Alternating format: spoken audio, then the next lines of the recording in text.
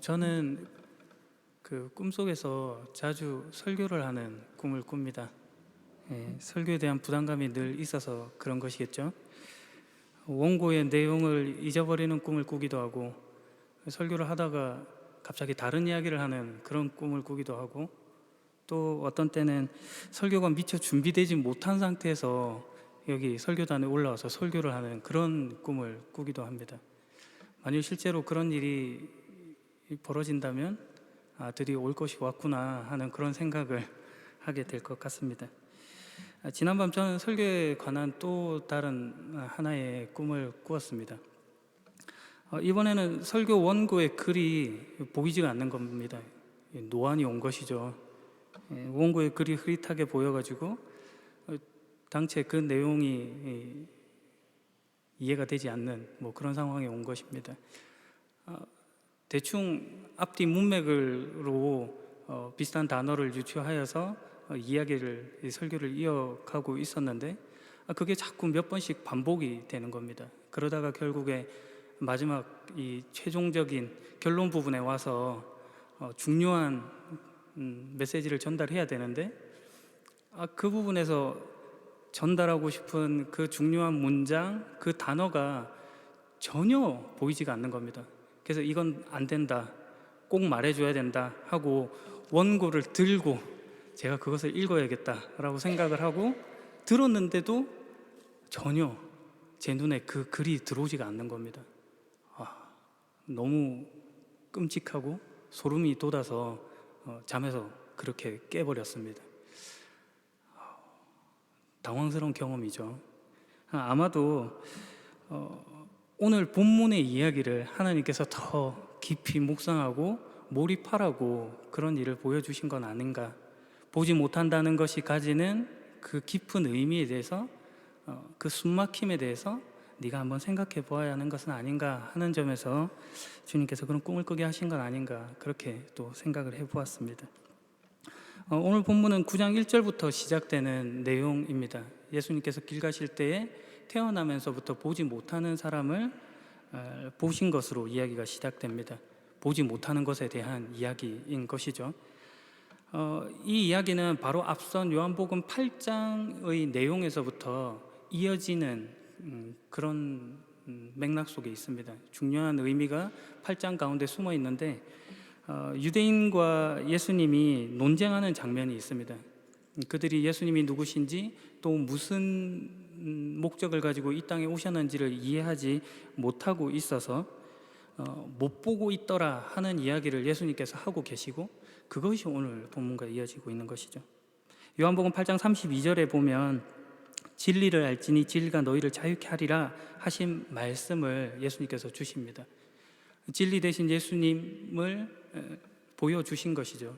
그런데 그들이 전혀 그걸 못 받아들일 뿐만 아니라 진리가 너희를 자유케 한다 하는 말 속에 진리의 중심이 있는 것이 아니라 자유케 한다는 말에 꽂혀서 내가 언제 종되었던 적이 있었던가, 네가 나를 노예 취급을 하는가 하는 것으로 발끈하는 그런 장면이 있는 겁니다. 예수님께서 그 대답에 너희는 죄의 종으로 나쁜 종자를 가지고 있다, 그래서 이 말을 알아듣지 못한다, 이런 말씀을 하십니다. 그러니까 어떻게 우리가 나쁜 종자이냐, 우리는 아브라함의 자녀다 라고 대꾸를 합니다. 그랬더니 예수님께서 너희의 아버지는 하나님도 아니고 아브라함도 아니고 마귀다 라고 아주 청천벽력 같은 그런 말씀을 하시는 겁니다. 그들이 이 말에 수긍하지 못했습니다. 당신이 귀신 들린 게 더 분명하다, 우리가 틀린 게 아니다 하면서 예수님을 쏘아 붙였습니다. 그러자 예수님께서 또다시 너희 조상 아브라함은 내 날을 볼 것을 생각하고 기뻐하였고 또 실제로 그것을 보고 기뻐하였다라는 말씀을 하십니다. 그런 말씀에 그들이 설득되지 않고 납득되지 않고 용납할 수가 없어서 결국 그 모습이 돌을 들어서 예수님을 죽이려는 것으로 나타납니다. 이에 예수님께서 몸을 피해 성전 뜰을 벗어나십니다. 그리고 나서 오늘 본문이 이어지는 것입니다. 나면서부터 앞 못 보는 사람을 통해 보게 한다는 것, 보지 못한다는 것과 본다고 하는 것, 이것에 대조로 강력한 가르침을 전달해 주시는 것입니다. 9장 2절을 보게 되면 예수님의 제자들이 예수님께 이런 말을 합니다. 예수님, 이 사람이 이렇게 앞 못 보는 사람으로 태어난 것이 누구 죄 때문입니까? 이 사람 때문입니까? 아니면 그의 부모 때문입니까? 제자들 역시도 못 보고 있었던 것이죠. 그들이 앞 못 보는 원인을 죄라고 하는 것으로 돌리고 있습니다. 유대교 학자들 중에서는 한 아이가 어머니의 뱃속에 있을 때 태아에서부터 악의 영향을 받아서 죄를 짓는다라고 생각했고 그렇게 가르쳤습니다. 그 시대에는 헬레니즘과 플라톤 사상이 유행을 했기 때문에 그런 영향을 받은 사람들은 거기에 있었던 이론 중에 영혼은 선재한다, 육으로 있기 전부터 이미 있고 그것이 악한 영혼과 선한 영혼으로 구분되어 있다, 이런 가르침을 주기도 했습니다. 어떤 이들은 또 조상의 죄가 유전되어서 그 사람에게 영향을 미친다 하는 그런 가르침을 주기도 했습니다. 이런 모든 것들이 작용을 해서 이런 제자들의 물음이 나오는 것입니다. 이 사람이 보지 못하는 것이 그가 잘못한 것입니까? 아니면 그 부모입니까? 하는 그런 이야기를 하는 것이죠. 예수님께서 거기에 이런 답변을 하십니다. 이 사람이나 그의 부모가 죄를 지어 이렇게 된 것이 아니다. 이 사람이 나면서부터 앞을 보지 못한 것은 하나님의 일을 그 사람의 생애를 통해 나타내기 위해서이다. 누구의 잘못인가, 누구의 책임인가 하는 그 원인에 관한 질문, 그인가 그 부모인가 하는 양자택일의 질문에 예수님께서 지금 다른 답을 주고 계신 것입니다. 원인이 아니라 목적에 관한 이야기를 하고 계시고, 그리고 그 문제의 유일한 답이 하나님임을 지금 선포하고 계신 것입니다. 사람들은 자신도 모르게 그런 질문들을 통해서 어떤 비교의식, 우월의식, 심지어는 정죄의식까지도 가지고 있었을지 모릅니다. 그러나 거기에 예수님께서 죄인의 판단을 거두시고 하나님의 생각을 심으시는 것입니다. 그러면서 덧붙이길, 우리는 낮이 계속되는 동안 나를 보내신 분의 일을 계속해야 한다. 아무도 일할 수 없는 밤이 올 것이다 하는 말씀을 주십니다.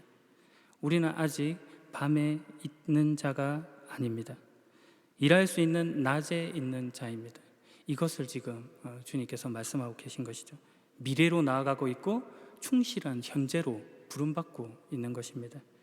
가깝게는 공생애를 통해 낮은 시간을 걸으시는 예수님, 그리고 십자가 순환이라고 하는 밤의 모습을 보여주시는 것이지만 최종적으로는 우리의 긴 여정, 낮이라고 하는 긴 여정과 그리고 주님 다시 오실 날로 인한 완성의 그때를 밤이라는 말로 암시하고 있는 것입니다.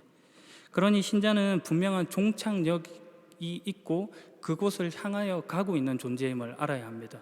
목적지가 분명한 인생인 것이죠. 그때가 예수 그리스도를 통해 나타납니다.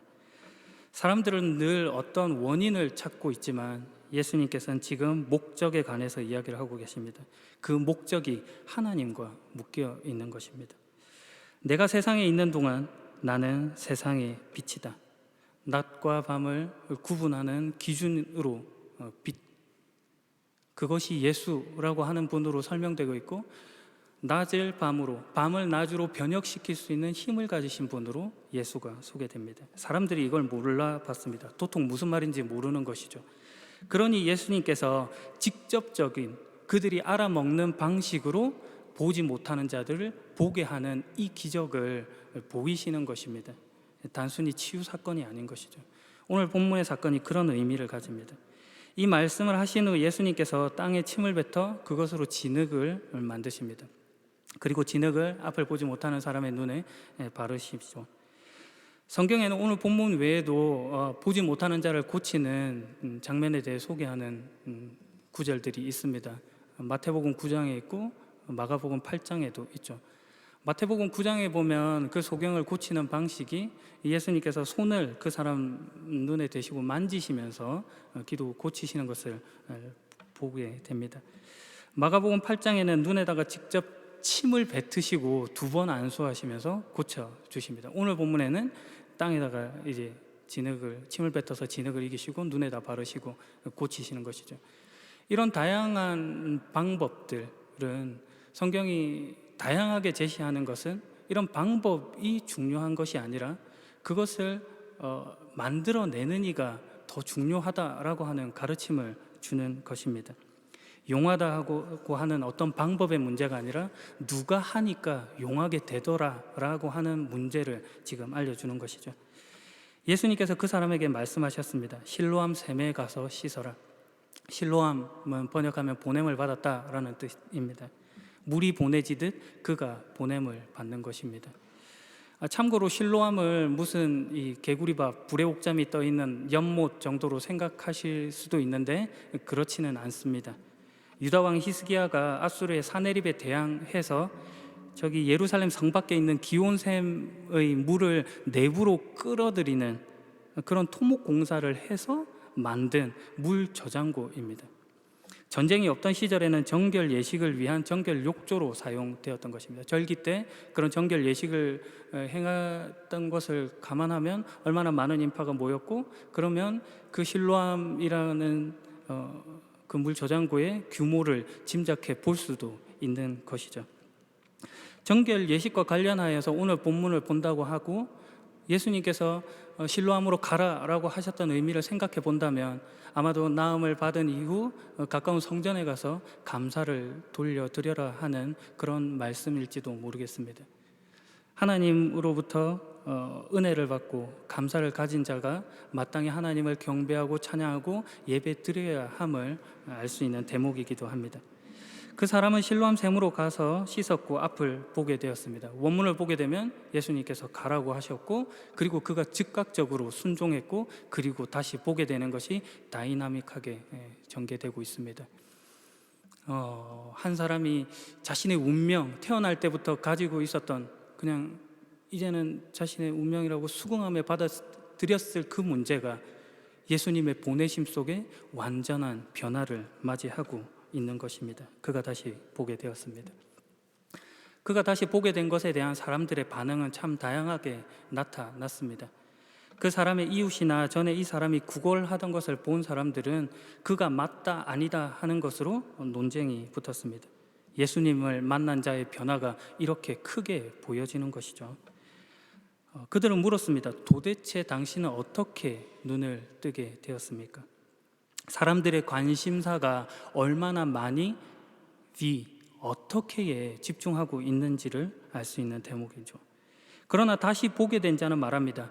예수라고 하는 분을 통해서 제가 다시 보게 되었습니다.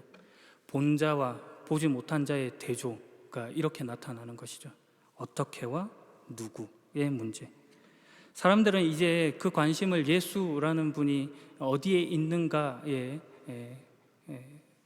관심으로 이렇게 옮겨져 갔습니다. 그러나 그것이 자신들이 가졌던 어떤 내부적인 기대 이런 것이 반영된 것이겠죠. 고침을 받은 다시 보게 된 사람은 그에 대한 답으로 자기도 모른다라고 말했습니다. 예수님으로부터 치유 사건을 경험했지만 여전히 그가 예수님에 대해서 완전히 알았다고 할 수 없는 것입니다. 아직 그분에 대해서 모르는 것이 있는 것이죠. 사람들은 그를 바리새인들에게 데려갔습니다. 여기서 데려갔다라는 표현은 반강제적으로 끌고 갔다라고 하는 표현입니다. 체포하듯이 잡아간 듯한 이미지를 주고 있는 그런 단어예요. 왜냐하면 14절을 보게 되면 그 사람의 눈을 뜨게 해준 날이 안식일이었기 때문입니다. 그 안식일이라고 하는 것이 바리새인들에게 끌고 가는 빌미가 된 것이죠. 그 당시에는 안식일에 지켜야 할 규정들이 있었습니다. 39가지의 금지 규정이 있었는데 그 중에 조항들을 보게 되면 안약 같은 것을 눈에 넣게 되면 이 사람은 죄인이 되는 겁니다. 진흙을 이겼다 하는 것은 노동을 한 것이고 일을 한 것이기 때문에 잘못이라고 말합니다. 이런 것들이 빌미가 되어서 살리는 일이 아니라 죽이는 일로 그 결과가 나타난 것이죠. 바리새인들이 그 사람에게 물었습니다. 어떻게 보게 되었는가? 그들 역시도 최고의 관심사가 어떻게로 나타나죠? 그러자 눈뜬 사람이 똑같은 답을 말합니다. 그분, 예수님이 진흙을 내 눈에 발랐고 내가 씻어서 보게 되었습니다. There, 예수라고 하는 분, 거듭된 증언이 성경을 통해 말해지고 있는 것이죠. 그럼에도 그들이 여전히 중요하게 여기는 규정이라고 하는 것이 발목을 잡아서 논쟁이 붙었습니다. 안식일을 지키지 않았으므로 그는 하나님으로부터 온 사람이 아니다. 어떻게 죄인이 이런 놀라운 표적을 행할 수가 있는가라는 것으로 대립이 붙은 것입니다. 그들 안에서 살렸다, 사망에서 생명으로 옮겨지는 이런 살고 죽음의 문제, 이런 것들은 전혀 보이지가 않는 것이죠. 편이 갈린 것입니다. 그래서 그들이 다시 그 남자에게 묻습니다. 당신은 그 사람에 대해 어떻게 생각합니까? 여기서 어떻게 생각하냐 하는 표현은 그 사람이 누구입니까? 라고 하는 누구에 관한 물음이 아니라 무엇에 관한 그런 단어가 사용되었습니다. 그러니까 그 사람이 무슨 자격으로 그 일을 했느냐라고 지금 묻고 있는 것입니다. 여전히 모르고 있죠. 그 남자는 답합니다. 그는 예언자입니다. 그가 경험한 바로는 하나님께 속한 사람이다 라고 하는 이해까지 그가 나아간 것이죠. 그러나 바리새인들은 보게 된 그 사람, 증인이죠. 증거자죠. 직접적인. 그러나 그 사람의 말을 믿으려 하지 않습니다. 이미 예수에 대한 답을 정해 놓았기 때문입니다. 죽일 놈인 것이죠, 예수님은. 그리고 보지 못한 자는 죄인이라고 하던 생각이 있었으니 저 죄인의 말을 쉽게 또 받아들일 수도 없는 것입니다. 그래서 그들이 그 남자의 부모에게 사람을 보내서 물어봅니다. 이 사람이 당신의 아들이 맞습니까? 전에는 보지 못했다고 했는데 어떻게 보게 되었습니까? 똑같은 말을 물어보죠. 원문의 표현 보면은 그 물음이 아주 정중하게 묻는 물음이 아닙니다. 자신이 원하는 대답을 얻기 위해 윽박 지르듯이 묻고 있는 것을 알 수 있습니다. 증거자로부터 이미 확인한 사항을 거듭 물으며 자신이 원하는 답을 받아내고야 말겠다는 것입니다. 그의 부모들이 대답합니다. 그 아이는 우리 아들이 맞습니다. 그러나 그가 누구로부터 고침을 받았고 또 어떻게 고침을 받았는지 자신은 알지 못합니다. 우리 아이는 자기 문제에 대해서 자기 스스로 말할 나이가 되었으니 그에게 물어보십시오 라고 하는 말을 합니다. 그 부모가 아들로부터 이야기를 들었다면 그 내용에 대해서 모를 리가 없습니다. 당연히 알죠, 부모라면. 그러나 그렇게 답한 것은 유대인들을 두려워했기 때문입니다. 성경에 보게 되면 유대인들은 예수를 그리스도라고 인정하는 사람은 누구든지 회당에서 쫓아내기로 이미 결정했기 때문이다 라고 써두었습니다. 그 부모들이 출교를 두려워한 것입니다. 여기서 출교라고 하는 것은 유대 공동체 사회에서 추방당하는 것을 말합니다. 출교의 방식은 4가지 정도로 구분해서 말할 수가 있는데 일주일 정도의 약한 파문, 그러니까 비공식적으로 이렇게 경고성 책망, 징계 이런 것을 뜻하는 내집하라는 것이 있습니다. 그리고 30일 동안 다른 사람들과 이렇게 접촉은 할 수 있지만 종교적인 행사에 참여하지 못하게 하는 니두이라는 것도 있습니다. 무기한 출교 조치인 헤렘이라는 것도 있고 영구적인 출교 조치인 샴마타라는 것도 있습니다. 샴마타라는 출교를 받게 되면은 완전 사회적인 매장, 사형을 받는 것과 같습니다. 결혼, 직장 이런 것을 꿈꾸기도 어렵고 다른 사람들과 식사 자리에 함께 할 수도 없고 교제를 나누는 것도 불가합니다. 유대인과 매매 행위를 하는 것도 금지됩니다. 완전히 죽으라고 하는 것인 거죠. 그 사람의 부모들이 이걸 두려워한 것입니다. 그래서 그렇게 답을 할 수밖에 없었던 것이죠. 바리새인들이 원하는 답을 얻지 못함으로 두 번째로 그 사람을 다시 보게 된 사람을 불러서 묻습니다. 그가 당신에게 무슨 행동을 했고 그가 어떻게 당신 눈을 뜨게 했소? 똑같은 질문을 또 하고 있는 겁니다. 그러니 보게 된 자가 내가 이미 당신에게 다 말해주었는데 왜 들으려 하지 않습니까? 무엇을 다시 듣고 싶습니까? 당신도 그의 제자가 되고 싶습니까?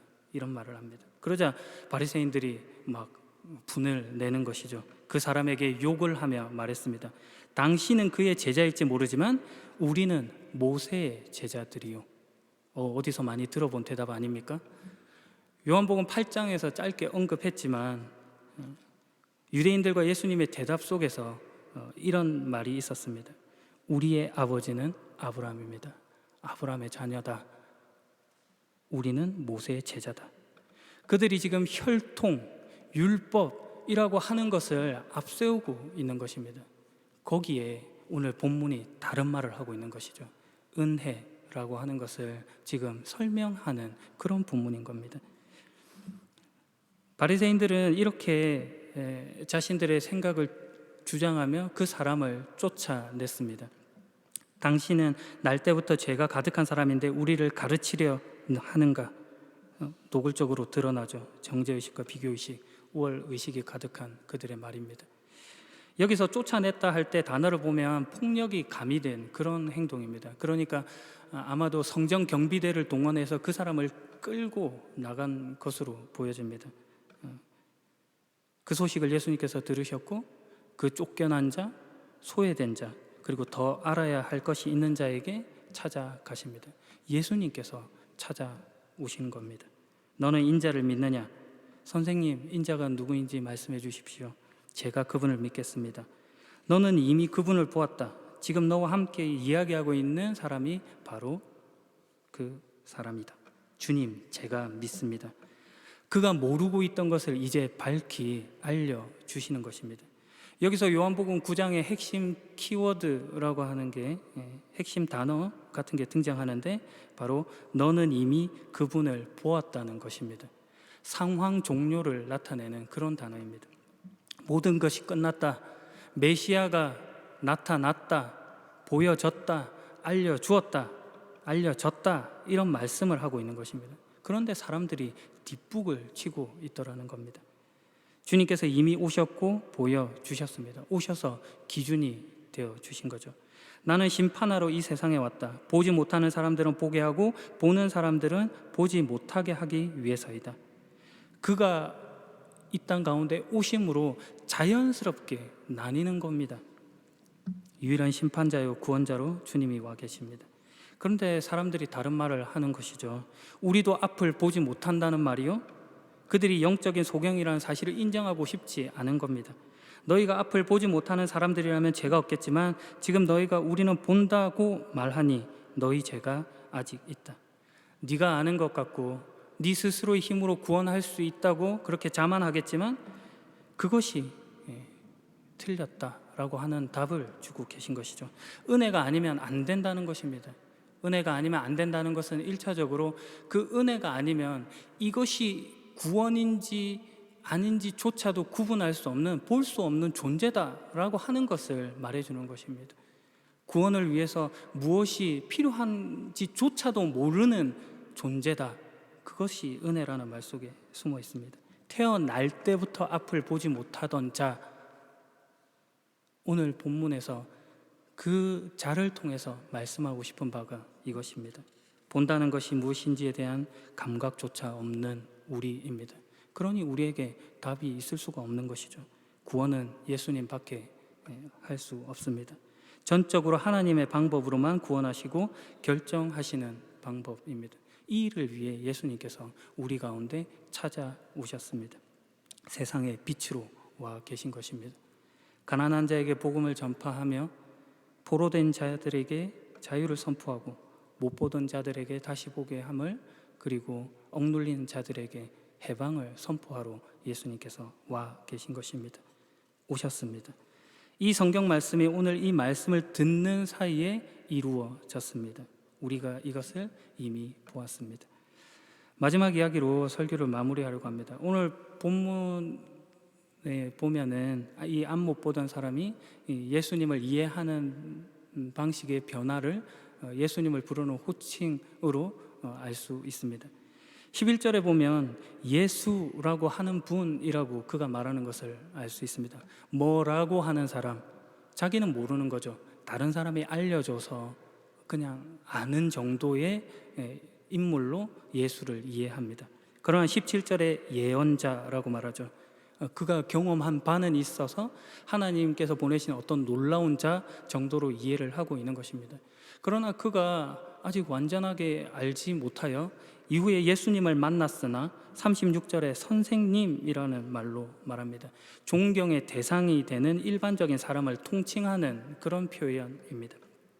자기 앞에 서 있는 분이 자신을 고친 분이라고 하는 그 사실조차도 모르고 있기 때문에 이런 말을 하는 것입니다. 그러나 오가는 대화 속에 38절에 주님이라고 하는 고백이 나타나죠.